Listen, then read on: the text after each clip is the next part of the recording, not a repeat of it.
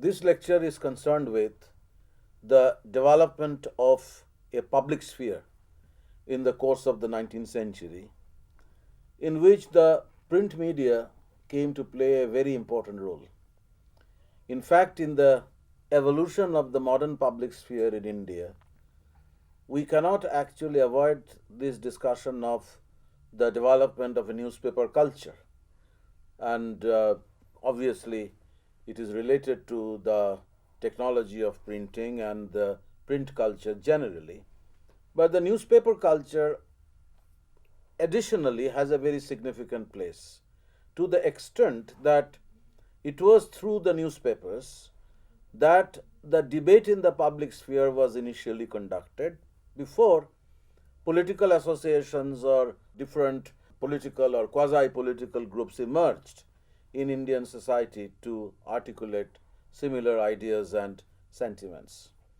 It is also worth noting that the print media acquires great significance as a major contributor to the development of nationalism.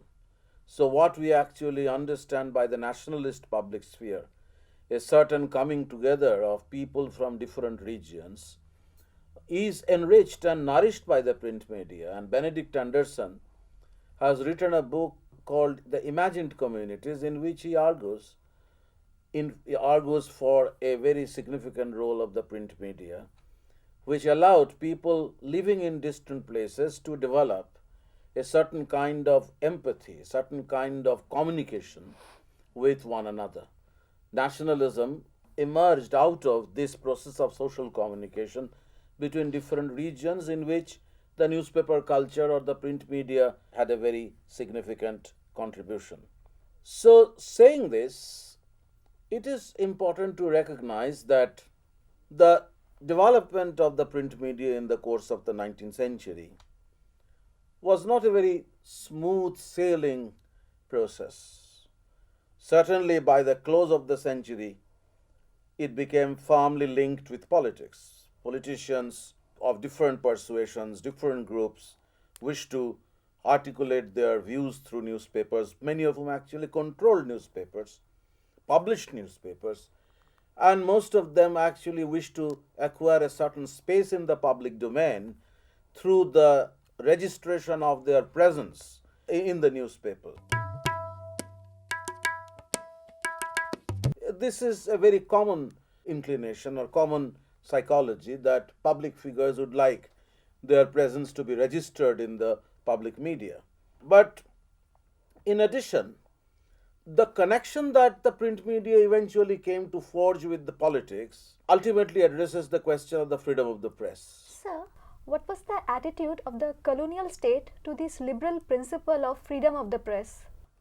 This is the question that is very central to our understanding of how the print media in the course of the 19th century managed to develop despite the many obstacles which came its way, despite the many constraints within which the print media had to function. And we find that despite the liberal profession of the British officials, who in their own countries would certainly be talking about the need to create a free press, their attitudes towards the Indian press was not so liberal. There were moments when liberalism actually influenced policy making in this regard, but there were also enough evidence of how the British officials, in their anxiety to keep the business of government out of public scrutiny, out of public review, would try to constrain the press in many ways. That also might be the reason why the Indian press in the early days concentrated mainly on social issues. Since a discussion on the business of government, their comments on how the government was functioning were likely to incur the wrath of the officials, they perhaps wished to avoid these questions until their political connection or the kind of link that was established between the print media and politics made articulation of dissenting opinion somewhat inevitable. But by way of answering the question that you have raised, which is of central importance, is that if you look at the early part of the history, I mean, when, say, for example, James Hickey published his Bengal Gazette, it was set up in 1780 and it had to be wound up in 1782 because the entire place was seized by Warren Hastings, because Hickey was actually publishing very critical remarks about Warren Hastings' policies in the Bengal Gazette. So that was one of the early instances of how the early colonial rulers were not actually in a mood to tolerate any kind of public dissent.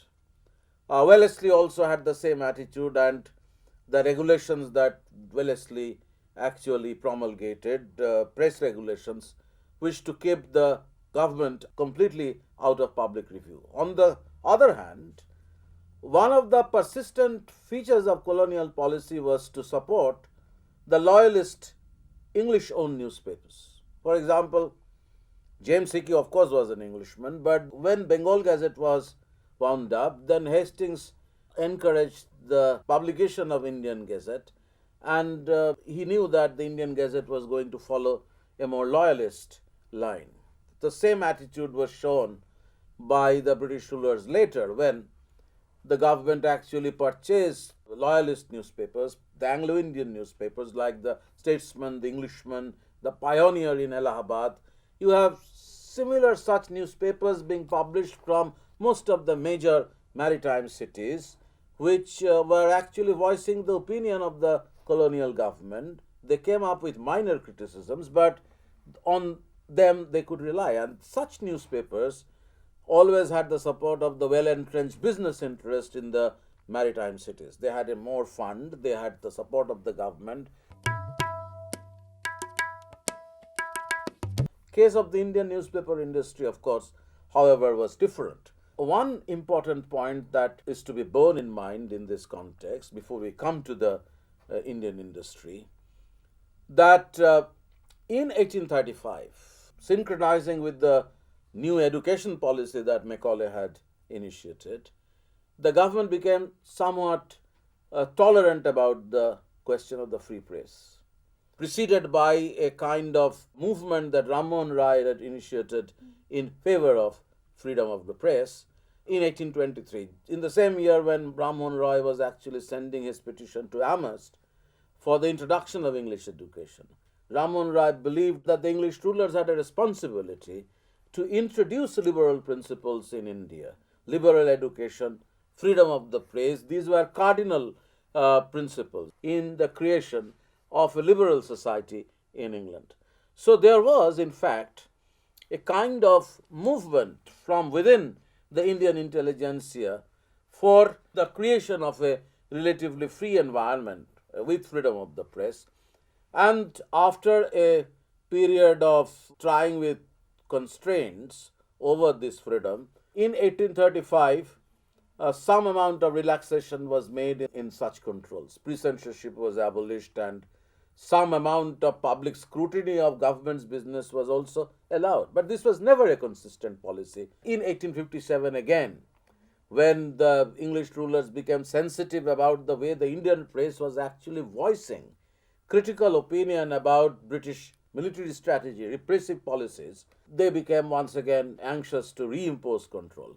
So the evolution of the Indian press needs to be studied within this broader framework of occasional relaxation by the colonial state, allowing a semblance of freedom of the press, but every time there was also an anxiety to keep control over it, to prevent articulation of dissenting opinions. It came in 1857. It also came with Vernacular Press Act of Lytton in 1878. But by that time, the situation had changed. Sir, how did such constraints imposed by the colonial state shape the history of the print media?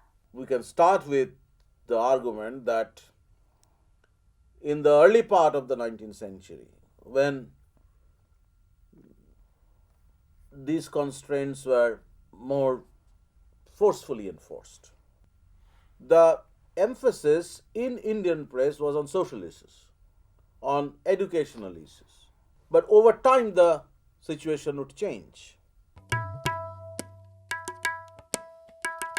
One way of answering this question is to look at the way the Indian press behaved in the early part of the 19th century. But I was actually telling you that constraints were also suitably blended with incentives. Because while there was an attempt all the while to impose control over the Indian press in order to prevent it from voicing dissenting opinion, there was always this attempt by the English rulers to prop up English-owned newspapers who would be taking the imperial position and behave very differently from the way the Indian press would behave. This is one way of looking at it. But one might always say that every time this strategy didn't work.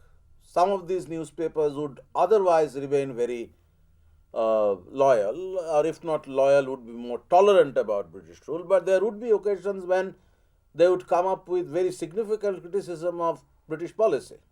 Take, for example, the case of Harish Mukherjee's Hindu Patriot.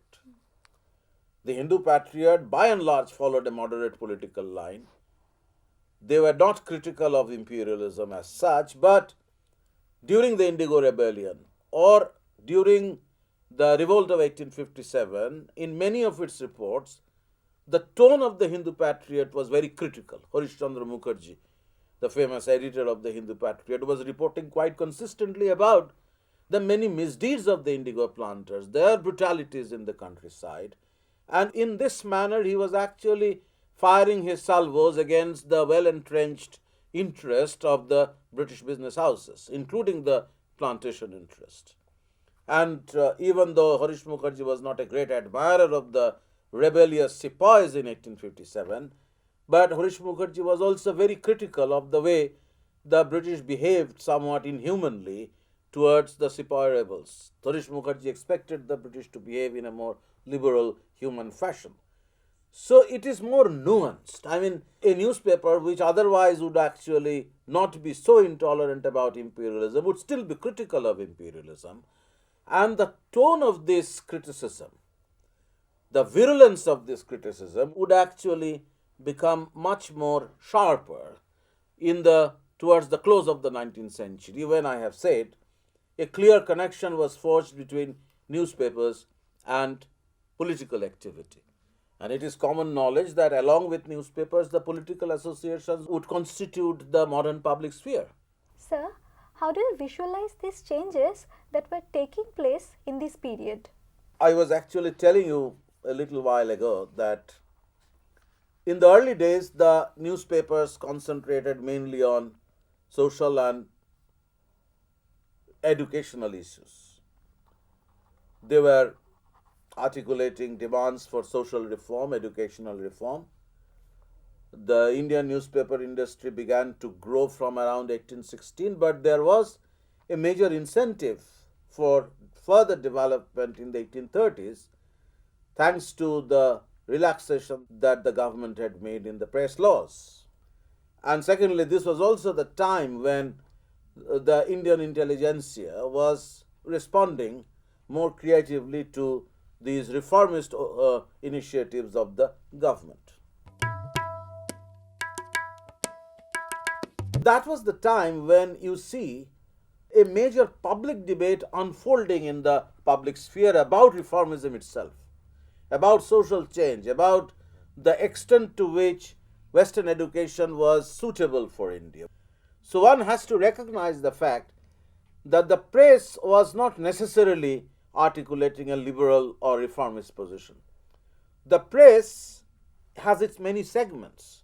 Some were more liberal-minded, others were more conservative. So if you look at the Bengal public sphere in the 1830s, the moment when the press in Calcutta was slowly emerging as a fairly strong entity in the public sphere, there were clear divisions in opinion. Different newspapers were actually tied with different kinds of opinions. Some were conservative, as I said. Samachar Chandrika, for example, was an extremely conservative newspaper or journal, which went to the extent of supporting Sati, while Ram Mohan would be taking an entirely different line. Or, for example, the Derosian journal called Nation, which began to be published from 1831 onwards. It was a weekly paper. It actually took up the cause of reform more forcefully than even the Brahmo newspapers. So you have Brahmo papers which would actually voice the position that Ram Mohan had taken on reform. It is also very instructive that Samachar Chandrika had a greater amount of circulation than either Nation or the other Brahmo newspapers. Nation, for example, was circulated at times freely in order to attract people to this reformist viewpoint, but I don't think that it had a very lasting impact. Tattvabodhini Patrika, for example, which began to be published somewhat later, was once again a reformist paper which was interested in promoting the cause of educational reform. So the point that I wanted to make is that you have different kinds of opinion which began to be expressed through different kinds of newspapers. And political journalism was one important new phenomenon which made its appearance sometime around 1840s. The best example, of course, is Hindu Patriot, which was linked with the British Indian Association, a moderate political body. But Hindu Patriot was also, as I said, critical of some of the British practices. Take, for example, the case of Delhi Urdu Akhbar in Delhi, which was very critical of the British and which sided with the rebels during the revolt of 1857, set up by a set of Delhi intellectuals who were students of Delhi College, and eventually they had connections in the Mughal court at Delhi. And Delhi Urdu Akhbar became the vehicle of expression of hostile opinion against the Raj. You can take examples from Bombay, for example. Rast Goftar, the famous journal that was set up by Dadabhai Naoroji, one of the earliest nationalist, one may say proto-nationalist newspapers, a weekly.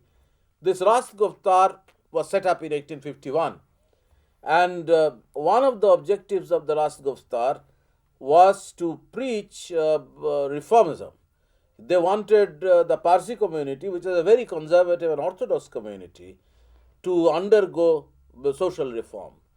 And against Rast Goftar were several conservative Parsi journals. To cite one example, you have Jam-e-Jamshed. So that was the conservative front of the Parsi community in Bombay. It was through Rast Goftar that Dadabhai Naoroji began to circulate his ideas about economic nationalism, about the drain of wealth, about deindustrialization. And it is said that Naoroji had to spend a huge lot of money from his own purse, from his own personal resources, in order to attract people to this journal. He distributed this Rast Goftar freely among the possible clients. So the point is that you have such people who were concentrating on social reform issues, educational issues, and were publishing these early newspapers. But I was telling you, and the example of Hindu Patriot therefore becomes relevant to underline the point that sometime around the 1860s and 1870s, there was a growing interest among Indian newspapers about political issues. There was a shift towards political journalism, so to say. Sir, what were these issues which actually excited them? Yeah, there are a number of issues of political importance. It's not merely the question of social reform anymore which would excite them. Political questions began to energize the managers of the Indian press, the publishers and the printers. Take, for example, the issue of cotton tariff duties. The way the government of India was actually depriving Indian industry of protection and therefore creating insurmountable barriers against the development of textile industry began to be reported in the Indian press quite extensively. It was reported in some of the major weekly newspapers, and then the idea was percolating downwards to the local newspapers. So even if those localities which did not have any immediate concern with textile industry, would be reporting about the cotton duties. Take, for example, the deposition of Sayajirao Gaikwad in the early 1870s. Bengal newspapers had nothing to do with the deposition of the ruler of a faraway princely state of Baroda, but that was reported in these newspapers quite extensively as another example of British injustice to the Indian prince. Municipal taxation, for example, would emerge as another issue. Revenue rates, high revenue rates on the peasantry, which were actually impoverishing them, would be counted as one of the major questions that the Indian press was addressing. So, such were these political questions that began to excite them from 1860s, 1870s onwards.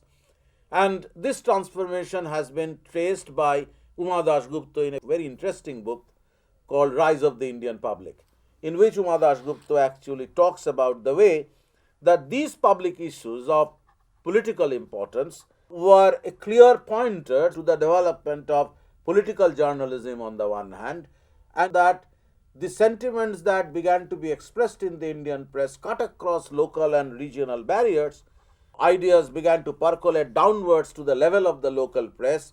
Ideas began to travel from one region to another to create a situation which Benedict Anderson actually visualizes in the emergence of nationalism.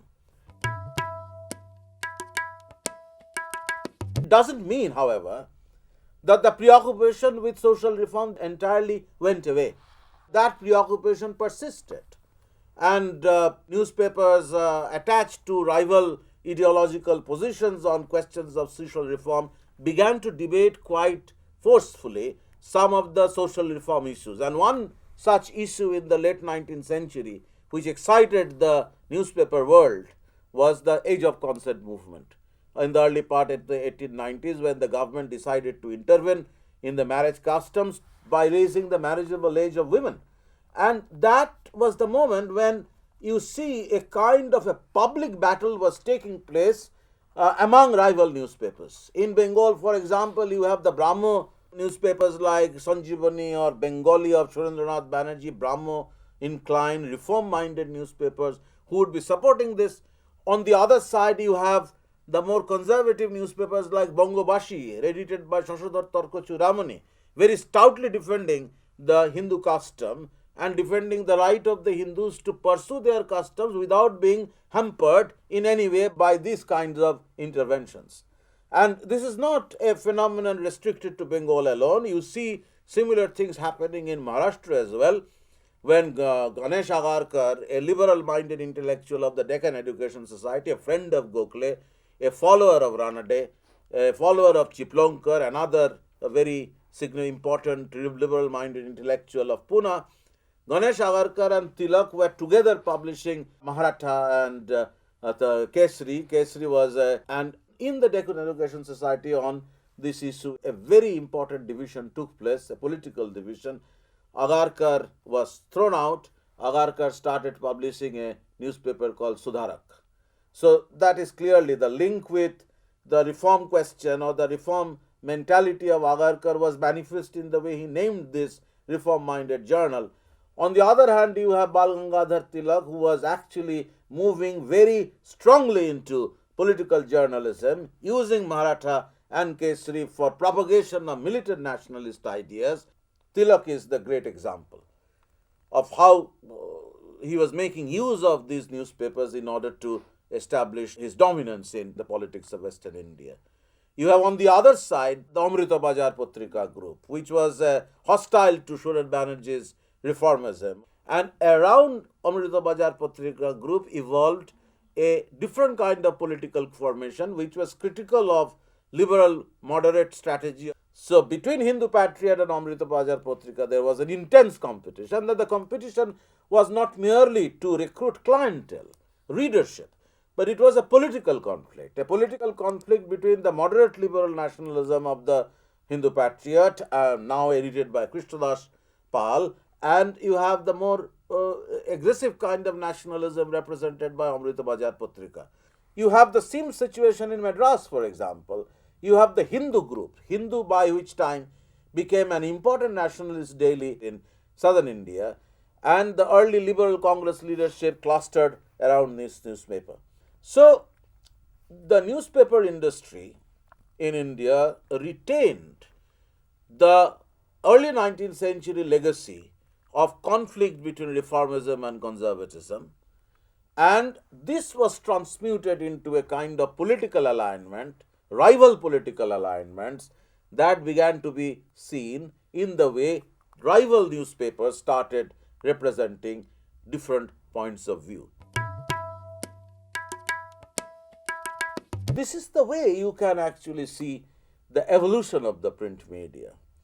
But you have an inside view of the print media as well, which is how the newspaper industry was organized, how the Indian newspaper industry, devoid of the kind of support that the English newspapers, the English-owned newspapers received from the state, depended almost entirely on resources mobilized by family members or friends.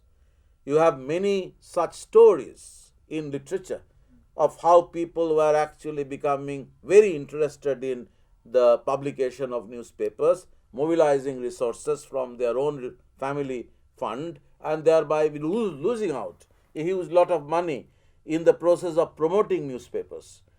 And if you look at the structure of the newspaper industry, you have those important newspapers in the maritime cities in which figures like Ranade were involved in Bombay, or Mandlik in Bombay. They had their own newspapers. Mandlik has native opinion. That is the backbone of vernacular newspaper.